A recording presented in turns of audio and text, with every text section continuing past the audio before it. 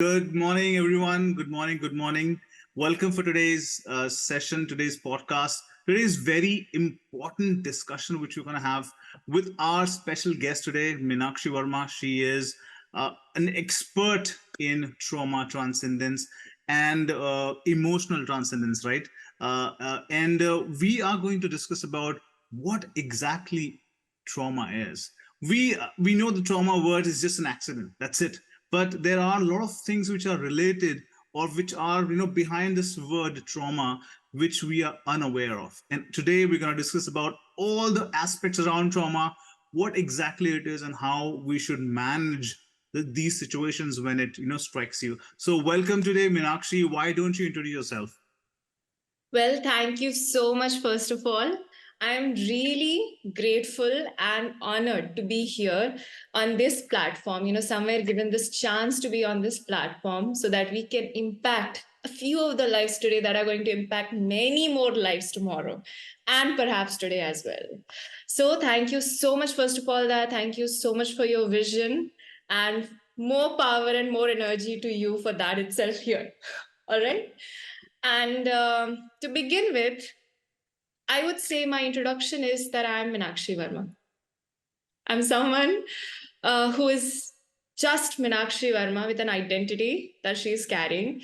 And I go with the positioning as an emotional transcendence mentor. That's somewhere my clients help me discover.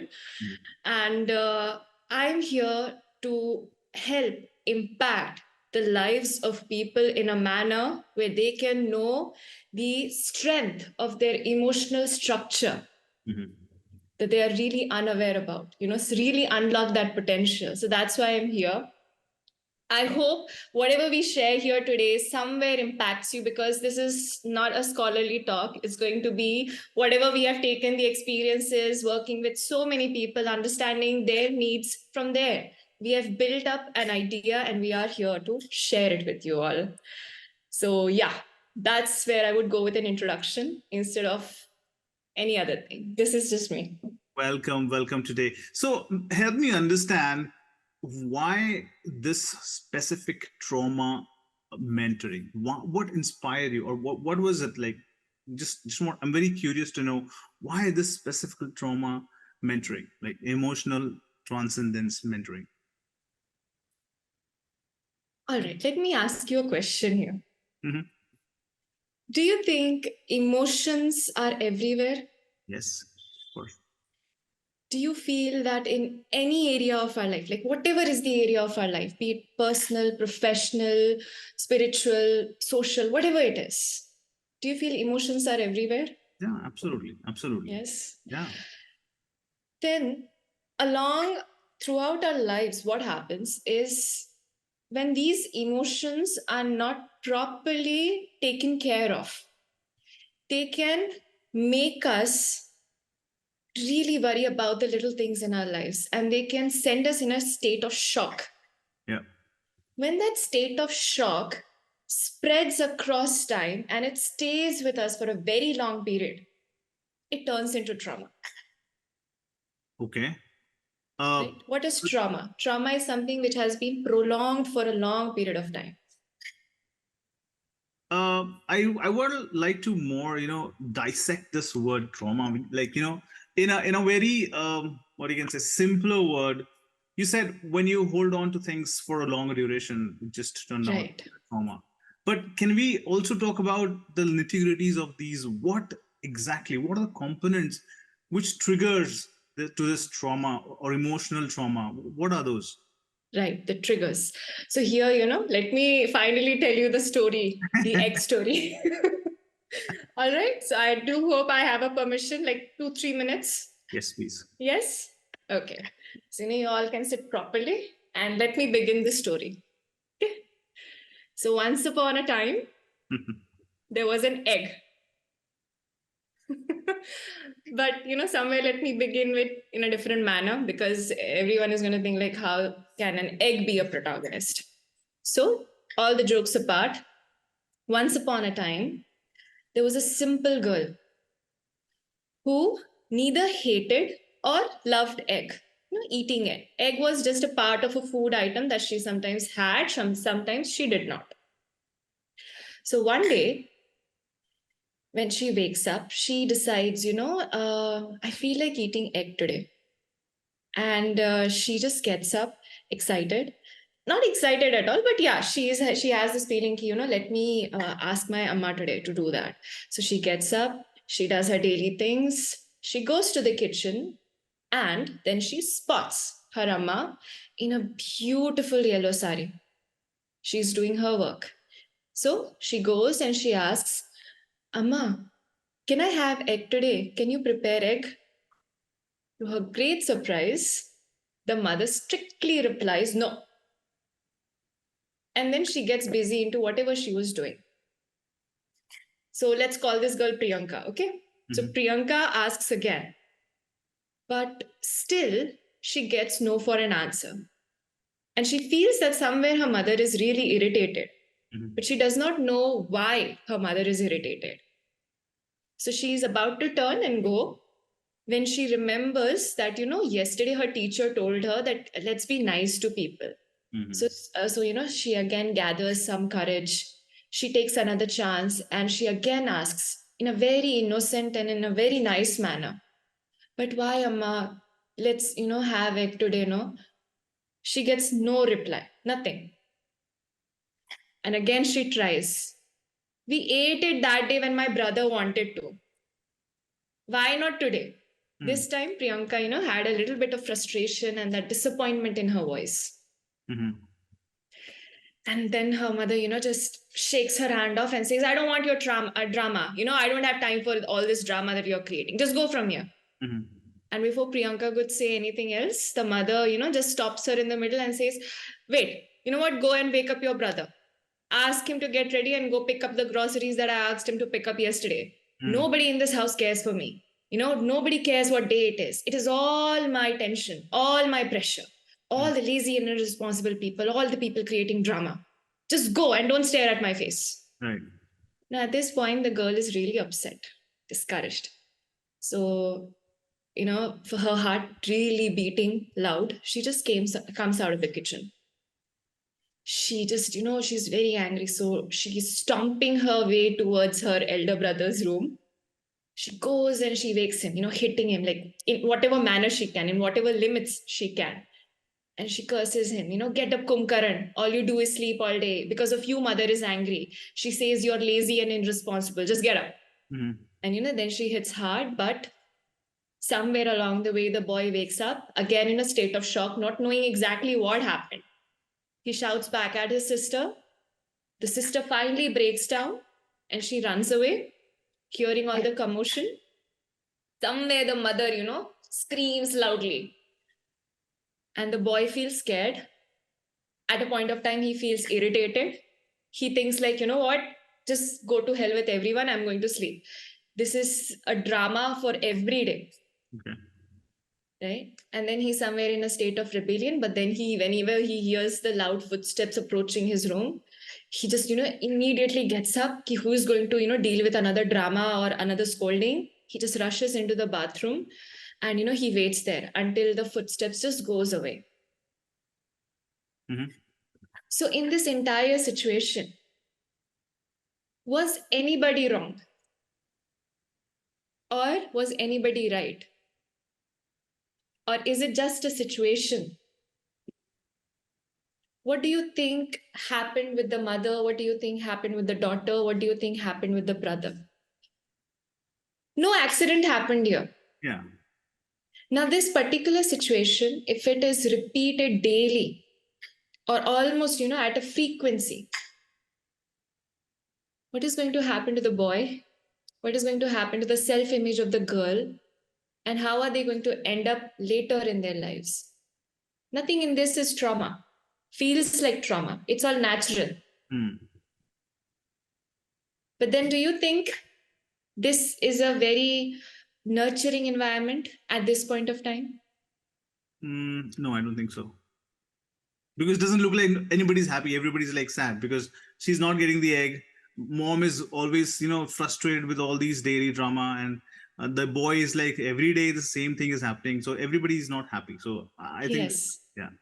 So somewhere down the lane, the boy will learn to escape the problems, Hmm. that it's better to avoid them. Let me rush, somewhere. Let me just avoid the situation.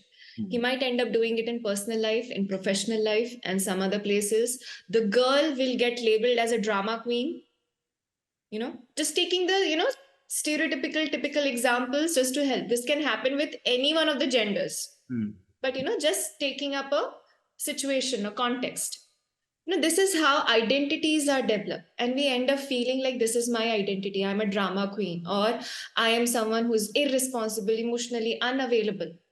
But the idea is it somewhere originates, and over a period of time, we get feedbacks from our environment. And this is a chronic state of shock for a very long time. And it ends up becoming our habit or our identity. Now, in if suppose as we said, the possibility is that the boy might end up having very bad relationships. He might just react. He might not respond, or he might just flee the situation. The girl again might feel like she needs constant attention and approval. If she's not getting that, she might go into an emotional trigger state. Now, if they or someone like them decides ki, what, enough is enough.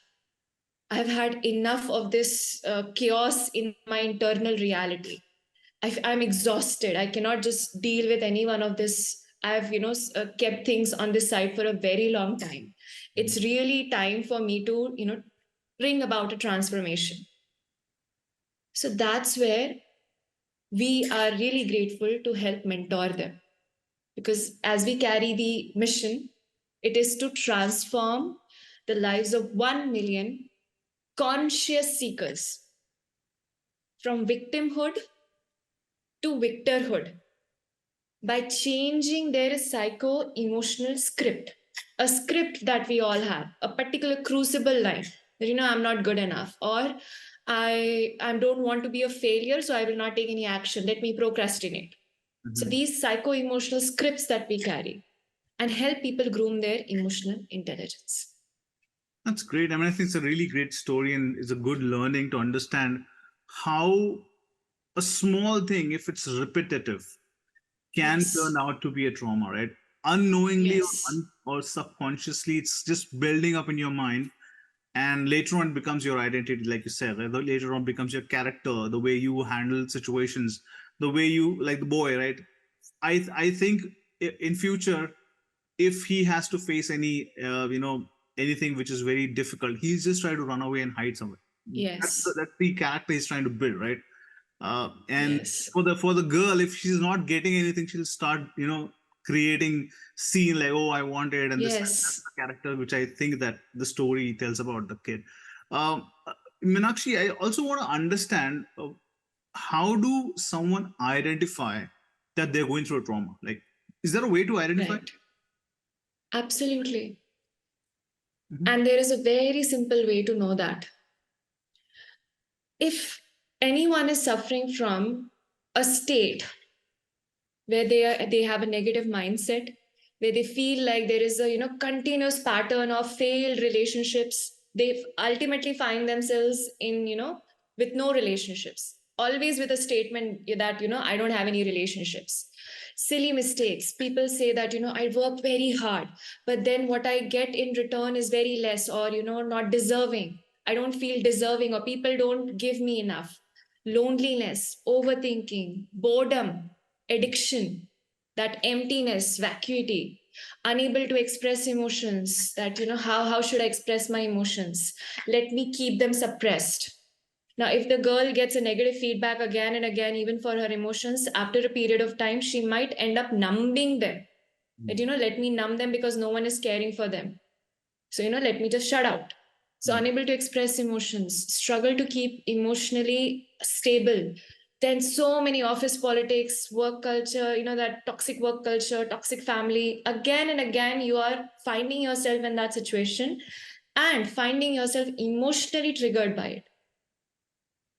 Oh, Whenever a person is working, They are like, I'm working on the laptop, but at the back of my mind is engaged somewhere else. Earlier, you might say I was a different person, but I don't know from where I changed into a very different person altogether. I don't have fun anymore. I don't have vigor left. I don't know what is the meaning of my life. You are more ego sensitive. We say, people are sensitive. Sensitive is not a wrong word. Like, it's not a wrong connotation. It should not have a wrong connotation. Being sensitive is good.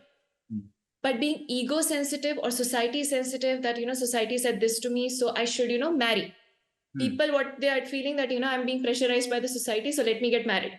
Instead of listening to them continuously about their chit chats and chatters, let me get married. So instead of being ego sensitive, society sensitive, you end up just fighting more, being rebellious more, and end up again creating a lot of hazards around you, right? So that's how you can just immediately notice that you're going through some or the other phase that has been with you for a very long time. So let's somewhere get it addressed. Yeah, I think when we talk about identification of a trauma, right? It's not for a normal person. For me, I don't know if I have a trauma. I might have one, but uh, there are a lot of incidences which has happened, but I've overcome them, right? Right. But are they still there, right? That I don't know. So, is there a, I don't know, a diagnostic way of identifying whether you have a trauma or not? I'm just being a technical terms here, but yeah, I think All right. it's kind of an awareness. I want everyone to understand that if you are this, then maybe you might have a long standing trauma. I don't know, how do you say? Right. All right. So let me explain this somewhere with an example. Example of a client that I had. So it so happened that this person just messaged me, and the person said, I'm someone who forgets things. Okay. And I'm very reckless, because of which there are again so many cases that has happened to her, that sometimes she would leave some of the things and people around her would say, you're very reckless, you might have only done this. So it's possible that someone else might have done it, but ultimately it's her fault. So it's like she's someone who's forgetful, reckless, and many other things again escalated into a very bad zone for her. So finally she came and she said, I think there is a physiological condition with me. I think there is something wrong with my not mindset, but my brain. So I need to undergo surgery perhaps. There is nothing wrong with my mindset, because I daily get up, I've practiced everything, I follow all the rituals, I go to the mirror and I say the particular statements, affirmations, everything. And then I asked her, why does she think so? And these affirmations that she say in the morning, after that, how many times does she gets to hear that she's forgetful, or incidences that tell her that something is wrong with her? So she says throughout the day, till night. Okay, everyone keeps saying that you're forgetful, you're this, you're that, everything. So ultimately what happened, she broke down. And when she broke down, she brought in a lot of references from the past. Like, this happened to me that day, this happened to me that day, this happened to me that day, this happened to me that day. So in reality, that point where she got a trigger was like a wake-up call for her, a snooze call, that you need to get this thing addressed. Now in her daily life, she might feel like she has already dealt with some of the memories, some of the experiences, but in reality what is happening is she is there, and in that moment she was triggered, and that trigger sent her back to all the references that she has gathered throughout her life. That means she is still somewhere stuck in those moments. That's, I think, that wake up call, that brutal wake up call is one way to diagnose that the things are still sticking with you. Because in our daily life we are definitely able to somewhere put it on the sides. But when it's about the moment of crisis, then we need to understand whether our thought processes are thinking in a growth mindset, or it's taking us back to the evidences from the past, that you are a failure, you can't do this can't happen with you, you've always been rejected, you will always stay lonely. So if you're going back to them, the diagnosis is that the trauma is still there, the emotional triggers are still there. Yeah, I think this is very important for us to understand. Uh, Meenakshi, one more question, like which is very important, which I feel is, what are the common challenges an individual goes through when they are in a trauma, or they are but they don't know it? So, what like common, what I can say, symptoms, I would rather say. Okay. So when a person is undergoing through that trauma response, right, they are insecure. Most of the times they are insecure. They feel that, I don't trust anyone. I cannot trust anyone because at each point, trust is broken. If we again go back to the story, the trust of the girl is broken that she will be answered or she can, have something that she wants. The trust of the boy is broken that he can actually wake up and know exactly what the problem is and deal with it. Mhm. And the trust is not broken on the other person. The trust is broken on us that once I fall, the next time I won't be able to pick myself up. So let me, protect myself. Let me protect myself. Let me keep myself safe. So that mistrust is there. Mistrust not on others, but on ourselves.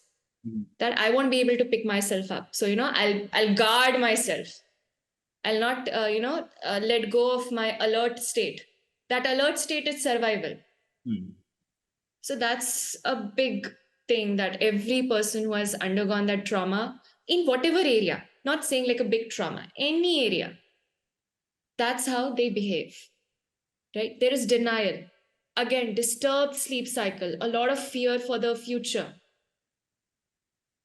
That, fear, if we, break it down, fake evidences appearing as real. Again, we are collecting evidences from the past, pulling it to the present and throwing it in the future and fearing like what is going to happen in future. So again, a fear state. What will happen to me in the future? Fear, insecurity, mistrust, denial, then repetition of the same things. So you're continuously in the same repetitive cycle loop, and we find ourselves emotionally weak and imbalanced, either oversensitive or undersensitive. Sounds like a problem with everyone, I think so. Because some or Yes, the other way, I think everyone is going through this situation.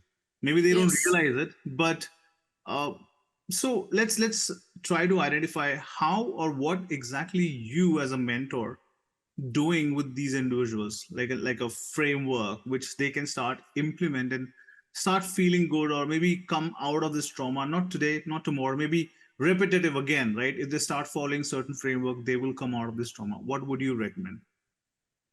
All right. So, somewhere, let me begin it with this. There are so many people, as initially I said, that who are aware of their strong emotional structure. To be honest, the natural state of being emotionally stable is to be able to process the situation before responding, looking at the options that we have. So suppose I'm in a state where someone is giving me a particular trigger that was there in the past. Now if that past is not resolved, if I'm not aware of it, I will react to it, definitely. Not from the magnitude with which this person is giving me, but with the magnitude that I had already faced before, Mhm. right? That is the magnitude that will come here. So it feels like exaggeration, or not something which is very uh, not to that level. So it's either under or over. So the natural state of being emotionally stable is to be able to process the situation that is happening here, to look at all the options that we have. Okay, if I do this, if I do this, if I react in this manner, this is going to happen. Analyzing the consequences of the action. If I'm taking this action, this is definitely going to be the next response of the other person. These are the consequences. And then, picking out the best solution. Now, this is something that needs to happen very quickly because we won't be able to, stand there, think about it, in that manner and then respond. They should come naturally.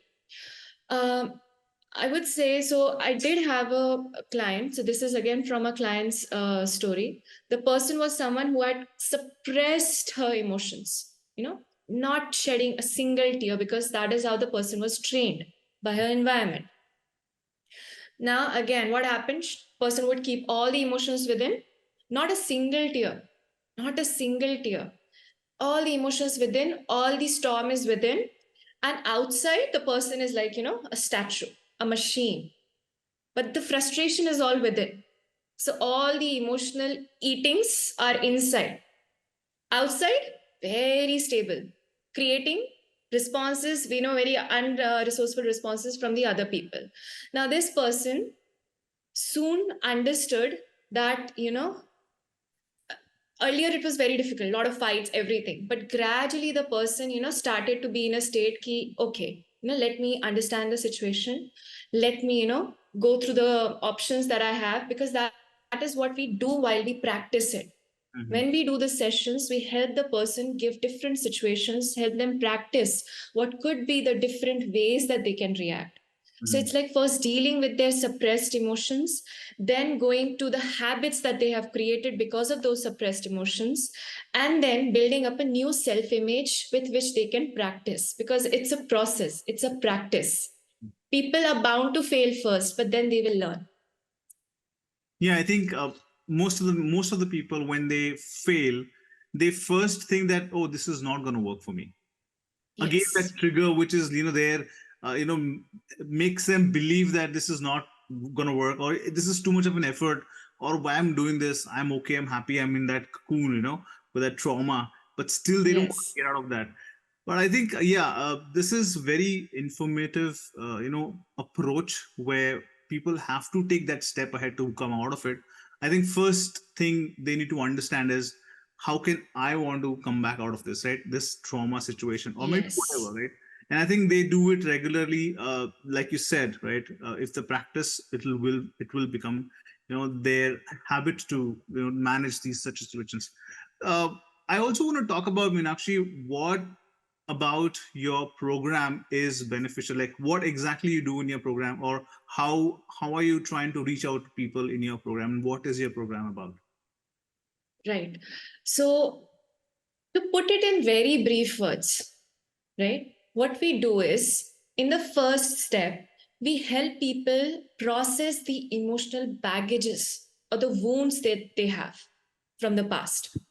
Mm-hmm. Like, they usually sometimes go into that regressive feeling, not state, but that feeling that, this happened to me, that happened to me, I was betrayed then, or I felt abandoned, rejected, so many things. We help them first process the emotions, because without processing them, it's like, if we start to intellectualize them, it is very brutal. Someone is, crying, someone wants to cry, release that emotion out, actually, for the first time, witness their vulnerability, Mm. and I'm taking to the step, now intellectualize it. So that's not how it happens. So first, we help people process their emotional baggages. The second step is again to hit upon that aadat ho gayi hai, the Mm. state where we normalize abuse. Like, suppose we have a wound. Now, on this wound, there comes layers of protective layers, right? If a mosquito, or what do you say, a fly sits there, just sits there, or any other insect just sits there on that wounded, clotted up space, would the person feel it? No. So it's like, if the trauma has happened, if people have somewhere normalized that state, like earlier we normalized so many things, today if we are going to say, if we are going to again, bring into the space that, women cannot work, it's not going to, there's going to be a lot of resistance to that, because people are now conscious about it. Earlier, if you would say, because if you might have heard, old people saying that, Are, you can't handle this, in my times I used to handle this, I was able to do that, today there is so much of stress, pressure, anxiety with people, because a lot of things are not normal today. Suppression is not normal, right? Abuse is not normal. True. True. Because of that, the level of trauma has somewhere increased, because people are sometimes getting the same stimulus, but that's not normal anymore. But what we do is that we normalize it, that becomes our habit. So the second step is to hit on that habit. So first emotions, then coming to the habits, and the third is working on the new self image, Mm. building up the relationship with the self, then building up the relationship with other people. So that's the third step. So that's how the program is structured, to help people go through all the processes. Yeah, I think this process is designed very well, right? But I'm not sure. I just a question. How many? Uh, what do you think that people's response is like when you tell them that you should come to this session, evaluate Right. yourself? What do you think? Like, is there a very good feedback that yes, I want to understand if I have trauma, or what is the feedback from the audience? Right. So from the audience, they do come with a lot of issues, right? A lot of challenges that they have. But there are few people.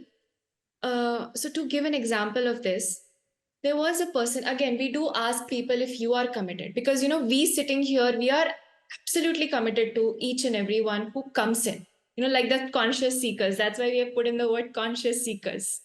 What you are seeking is also seeking you. So that thing is important, because I cannot push someone into space of recovery. I might be able to persuade them to a limit, but pushing them into a space of recovery might end up giving them another trauma. That's why it needs to come as a choice, that okay, I am scared, I don't know if this will work for me or not, but let me take that leap of faith. That is important. Mhm. Right? So people's responses, if they are willing to go into it, they take a leap of faith. They just jump into it. Sometimes they do bring in objections like, I've already tried so many things. I've already, I hear, listen to motivational videos, but at that point of time, it's there, but then it's gone. So to them, I usually say, suppose you have a house. Mhm. All right, you have a house on which has undergone many storms, and the window is broken somewhere, the wall has some cracks in there, the ceiling is coming off, so many things have gone wrong in there.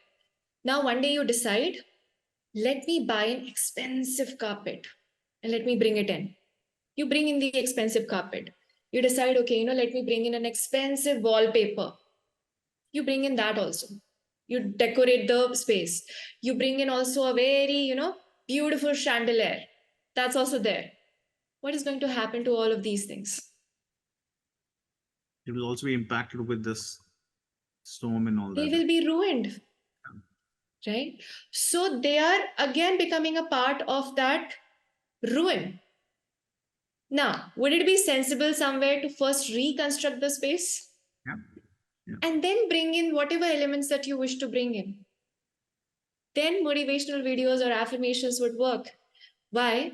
Because all the statements that we have gathered throughout our lives, that I'm not good enough, or I'm a drama queen, or I don't have relationships, I'm lonely, I procrastinate, I do not want to fail, so I'll not take any action. These are already affirmations that you have in the subconscious mind. Right. That's why it takes a lot of conscious effort, and sometimes even then we are still left with unconscious anti affirmations. Yeah. Makes sense. So awareness is definitely important in this space. So I think And yeah, you said it rightly. I think reconstruction of yes, yourself is very important before you start bringing yes, new positivity in your life, right? So yes, the way you gave an example of the house, if you bring some things which is again going to be ruined, it's of no use, right? So uh, no, you said it absolutely very right that first, if you are going through a lot of stress, frustration, trauma, take a step back, reconstruct yourself, and then bring positivity, which will definitely add to your happy life, I would rather say. yes. Right. So yeah, I think this is very important. I also want to talk about your book. um, what is it about? To be very honest, I'm still somewhere working with the title of the book, Okay. and I have a few titles in mind, but maybe I can shed a little light on the concept Yep. that I wish to talk about in the book. And it's more about self stewardship. Now that term is going to come off as very, an unconnected word around which I'm working. But the idea of this is that we all have different cells, not as in split cells, but different experiences. In each experiences, we know ourselves differently. Right. Right? So that persona that we carry, somewhere, if we can, name it as an inner child, someone who has been emotionally triggered, emotionally hurt, emotionally wounded, and is still there waiting in that state. For many long years, the child has been crying. For many long years, the child is angry. For many long years, so many things have gone wrong. In that space, we actually need to take this responsibility of going back to it, resolving the issues, again, resolving the emotional triggers or, wounds, whatever we call it, whatever name you give it, going back there, addressing it, and coming back. So, what you're doing finally is somewhere answering all the questions that you have unresolved within, and you are somewhere aligning with yourself, with your emotions. And to be very honest, any ritual, any practice, any profession, any course will teach you how to control your emotions. But the idea is not to control your emotions, but to align with it. Because to be a creator, to be someone who practices law of attraction, to be anything, to do anything, you need to align with your emotions. That's what they teach us. So, agar, we are going to somewhere work with our emotions, like, shooting them at Lokhandwala, they are going to come back and deal with us at the wrong time. True. If you deal with your emotions, they are going to deal with you at a very wrong time. That's not what you want. You want to align with your emotions. Yeah. Okay, let's work together. So it's like a captain on a ship working together to sail the boat of life. Interesting. That's really interesting. I think, yeah, it'll give a lot of value to people, and maybe spread awareness of what trauma is. I have received a question. I would like to take that question. Sure. The question is, there's a thing that a person has to do so many things and trying to overcome, but still feel unstuck. What is this situation? Like, what exactly is this? We're trying a lot of efforts. You're giving 100% from your side, but you still feel stuck. What do you call this? Right. So that stuck state, first we need to understand why that stuck state is and what exactly we have been doing. So if I can ask the person to somewhere elaborate, doing in the sense for that unstuck state, or doing in terms of all the other works, the other priorities that we have. Like suppose I'm doing a lot of things, like I'm working, I'm attending this, I'm doing that. Then when I'm feeling stuck, or I have a challenge with me, and there I am trying all the things that I can do to release myself from there, and then I'm feeling unstuck. Let's take both the situations. Okay, both the situations. All right. So in the first case, I'm doing a lot of things, but I'm still feeling unstuck, means I feel like I am not being productive. Okay. Right. So if that's the case, what a person can do is again revisit what is the purpose that they needed to start off with. Again, for that purpose, you would need to understand who exactly are you, and what is the identity that you're carrying. For a very long time, if I just take an example of a woman, because somewhere it's people may connect with it immediately. A woman at a point of time is reduced to being a mother, is reduced to being a wife. That happens, right? Because the biological process happens in that manner. So what happens is they usually tend to lose their identity. Somewhere the other person remains somewhere detached, but this person just begins to lose their identity, and they feel like I don't know, I have never thought about myself as just Meenakshi, or just as Priyanka, or just as someone. I don't know who I am. So I don't know what is it that I'm doing. So no matter how much work I'm doing, I feel unstuck in life. I don't know where is that productivity. The other person seems to move on with the life, but I feel stuck in my life.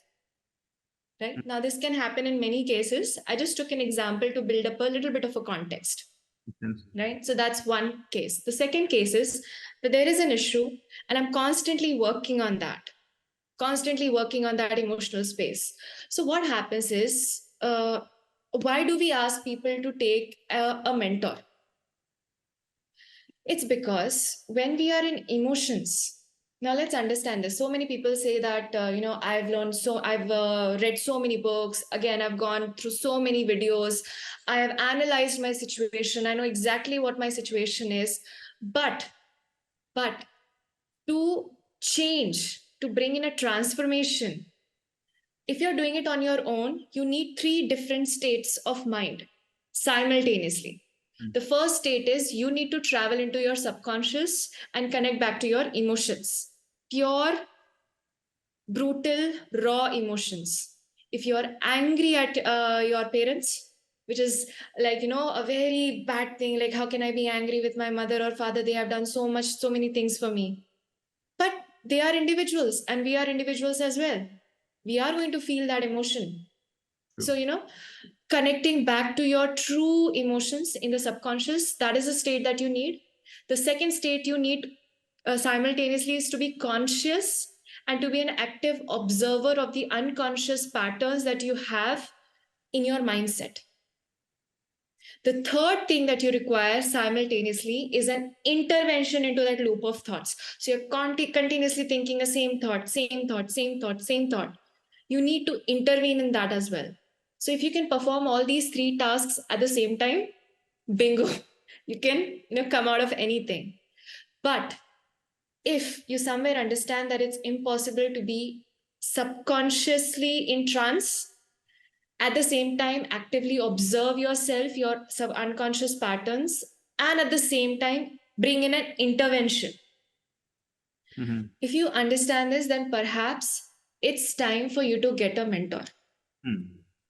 Because it's not, even if I have to undergo something, like if I get an emotional trigger which has long roots in the past, I also have a personal emotional mentor because I do have the knowledge. Okay, it's not like that I'm not capable of doing it. No, you can go and check the recommendations. But the thing is, I won't be able to perform surgery on myself. Right? If I'm in a trance-like state, I'll just be in a state of survival, emotionally surviving a state.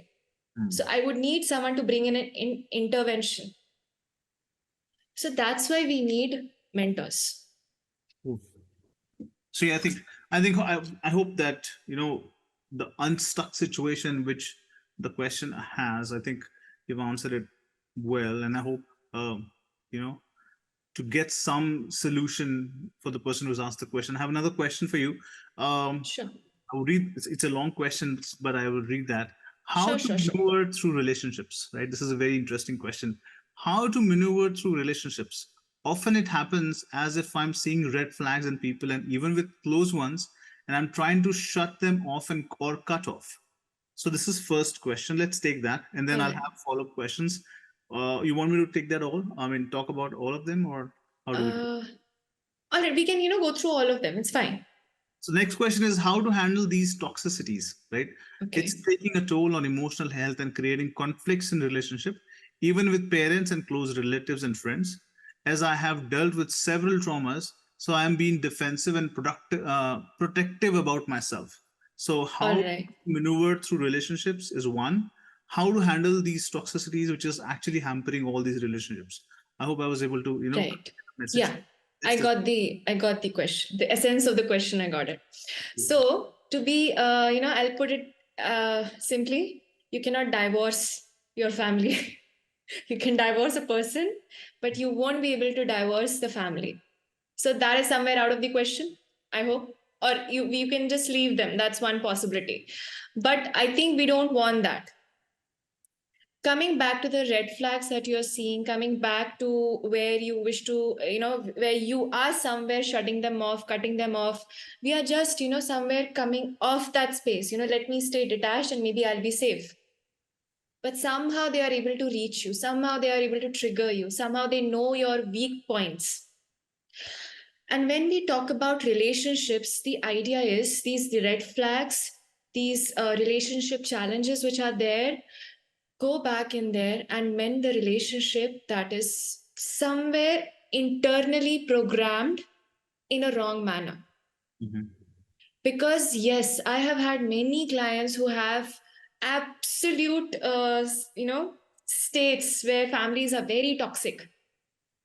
But what is happening to them is the more they are connecting back to them, the more they are dealing or resourcefully dealing off with their challenges, emotional challenges, traumas, everything, the more they are letting go of their defenses that is built up to protect their vulnerability. What is happening to you at this point of time is perhaps that there is a vulnerable state within which we are trying to be defensive of. That what if this person reaches this vulnerability and then they will be able to control it. Mm. That's why there is a relationship gap, because we feel like let me shut them off and I'll be safe. But we are human beings, we cannot live without relationships. True. So yes, the toxic people would be around you, there will be toxicity around you, but in the end you would have to mend the relationship at your own level by mending your internal state. Because as you said, if you have had so many traumas, you will end up being protective and defensive. The triggers could be actual triggers, or you might sense them as triggers. Suppose there is just a rope and I have been bitten by a snake. So Mm-hmm. every time I see a rope, I might feel like this is, a snake, and I'll I'll just take something and I'll just, beat it. But where is my energy going?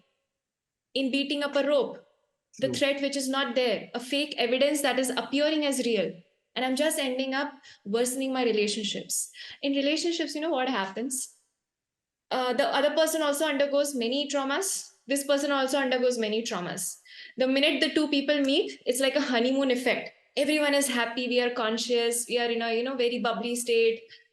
But soon we become habit and our cells go back, our emotions, traumas come up, and these two have fights. It's True. not the actual people having fight, but our traumas are defenses. So your defenses are coming up, the other person's defenses is coming up, and the defenses are having fight. True. That's why relationships end up being what they become. And we feel like, when we started, it was beautiful, and now it's a mess. Uh, I would like to add some point. I don't know whether I'm Sure. eligible, but do you think that ignorance is something which you can start implementing? If something is Yes. impacting you, Ignorance. do you think ignoring that situation will help you, I don't know, get out of the situation where not toxicity builds? Do you think that is that a defense mechanism, or is that something which you recommend, or you should not do it? Whatever. What do you think about All right. So let me here give you an option. it? Okay. True. Ignoring the situation Yeah. or being detached to the situation, which is better? I think ignoring, I don't know, but you tell. Okay, ignoring. So fine. Okay. Suppose we leave these people. Okay. We go to the next person. Mm. Do you think there's a possibility of finding the same pattern? Yes, So absolutely. what did the ignoring did to us? We just changed the subject. That's it. The context remained the same. My question is again, a cross question to you. Sure. How? Please be, there is full space to disagree. Yes. Yes. So, how does detaching from a situation help? And how do you Right. what do you mean by detaching? Define detaching. All right. So, all right. I was thinking about a example, but let me go with this only. Yeah. Suppose there is a situation, right? Let's take a typical breakup situation. Mhm. Okay. Now, a girl is there, a boy is there. These two people were romantically involved. The breakup happens. The boy goes off. The boy gets in a relationship with his best friend. In a typical case, okay. And this girl is left alone. right?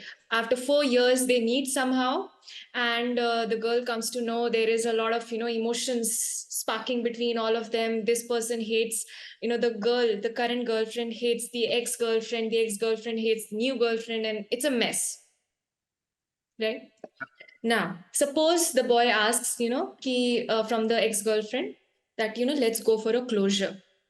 Let's go for a simple closure. Let's close things up. Wherever we left them, let's close it up, and let's have a sweet and kind closure. Right? The two people come together, they talk about it, everything happens, but so many talks happen between the ex-girlfriend and the current girlfriend. Right? So many hate energy will be there. Well, how much ever you want to try, you will end up being in that very toxic situation. Now, suppose this girl, the ex-girlfriend, is somewhere in a state of, emotionally, somewhere she's intelligent, or somewhere she's in a cool state. What will happen? That this person might have a lot of emotional responses, triggers in that moment. And the other girlfriend might also have many emotional responses, bad emotional responses, that get out of our lives, or enough is enough, now let's stop, let's end this, let's end the triangle, and so many other things. But at the end of it, if they both are somewhere willing to accept that the responses that they are giving out to each other is natural, is accepted, right? And despite it, they are willing to see through that, accept that yes, it's an emotional mess right now, but let's somewhere end this properly. Whatever you said to me was in a state of anger, whatever I said to you was obviously in a state of anger. So in that moment, what's happening? Both are sharing their emotions. True. But both of them are somewhere aware. They know the consequences of their actions. So if I am saying something to you, you're going to say something back to me. And I'm providing you that space without compromising my emotions. So just because you'll be hurt by something, I'll just keep quiet. No, I'll tell you the thing. You will say the same thing back to me. And we, at the end of it, we both agree that this situation, this context is somewhere where we are both emotionally triggered. True. And you both gradually come out of it, knowing that this state is very vulnerable. Let's gradually come out of it. So what happened? So, those 4 things. We did look at the situation. We look at the options. Another option could be that the two, 3 people simply walk out of each other's life. Maybe that's not going to happen this time. They all are facing each other together. So, they don't have an option but to confront now one another. So they do. So that's a situation. They look at the cons, what are their options? No options. They have to confront. They do confront. The thing is, they are ready to take up the consequences of their actions. So if I said something to the other person is hurt, I should be ready that the other person is going to respond me back. But along the way, instead of making it a rally between the 2 people, we decide to settle it down by throwing all the poison out in the moment. True. And that's where we end up somewhere, going to the next level. That it's fine. Anything that happened, it's accepted. It's natural. I accept it. I was vulnerable. I am vulnerable. But from this point on, let's move on resourcefully instead of carrying grudges. True. So avoiding the situation, we are going to, hate the person for the rest of their life. Instead of that, let's find that closure. It's all about, finding closures with all the emotions that we have left unattended. So ignoring it somewhere will bring you again face to face at some or the other point of time unknowingly. You might not be prepared for it. So, let yourself, what we say, instead of bleeding on the streets, allow yourself to bleed in a safe environment. Ignoring is not going to help. So maybe in that moment we might ignore, but somewhere get it addressed. So ultimately you're saying that you should come to a closure to all these situations, which are causing conflicts, which are building toxicities. And the question which started was how to maneuver through relationship. Do you really want to maneuver through relationship, or you want to try to close all those unwanted situations and build a strong relationship? What was your Yes. I think that's a better way, because maneuvering is somewhere, just avoiding some of the things and, very carefully walking on eggshells. answer? It's not about walking on eggshells in relationships. It's about accepting, and it's about moving on. Now, this is something intellectually we all are aware of, Mhm. but we all try to avoid it. We all are scared. We are insecure. That's where, all the idea comes in.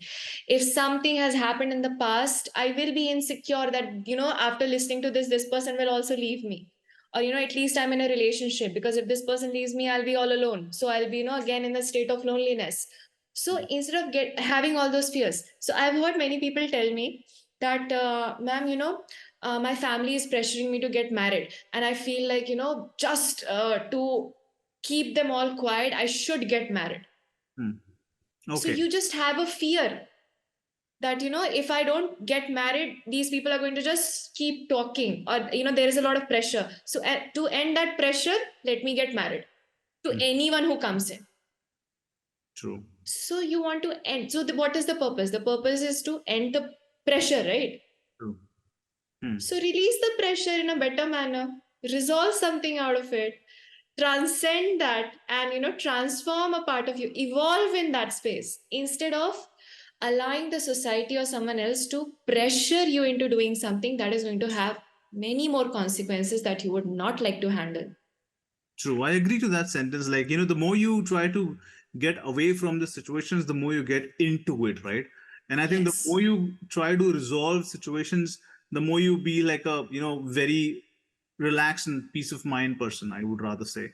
It brings in clarity, Yeah. a lot of clarity, and a lot of tolerance.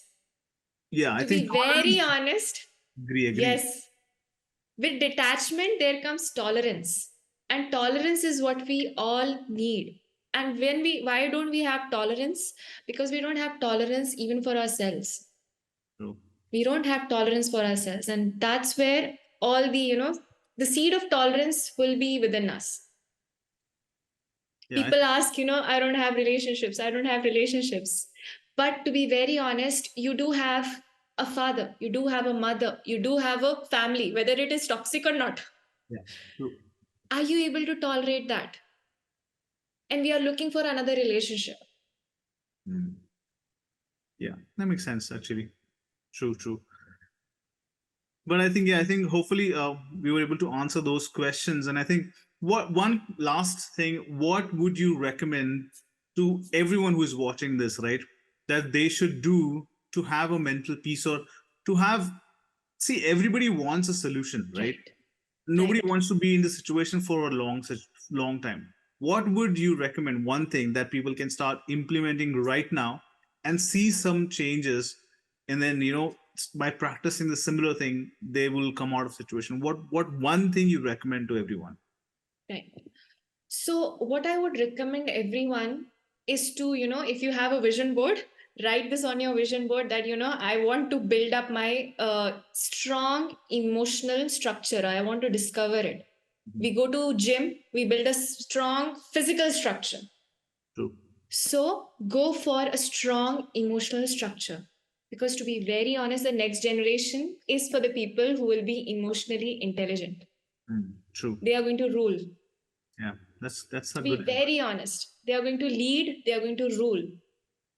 Discover that, allow yourself to plan out for that, allow yourself to have a budget for that, allow yourself to have time for that, energy for that.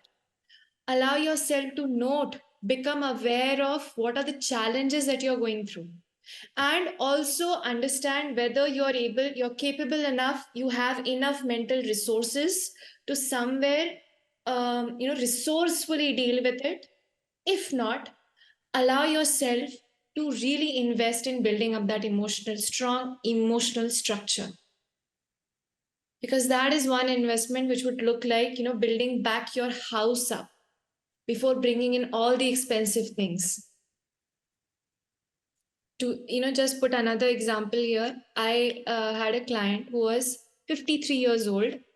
The person had invested in everything, everything. But there was just one thing. So, all the expensive elements, all the expensive tools, everything the person had, you know, invested in. But the only problem with her was that she was not able to get up and go out there and connect with people. That's the only thing that stopped her. So, let yourself understand your, state. Let yourself become aware of it. Let yourself accept that problems are with everyone, and allow yourself to go in there with a choice to recover from it or come out of it. It's not even recover. I'm trying to even break the idea of recovery, therapy, and everything, because it's not any one of that. It's just that you're stuck at a level. If it's like a game, you're stuck at a level.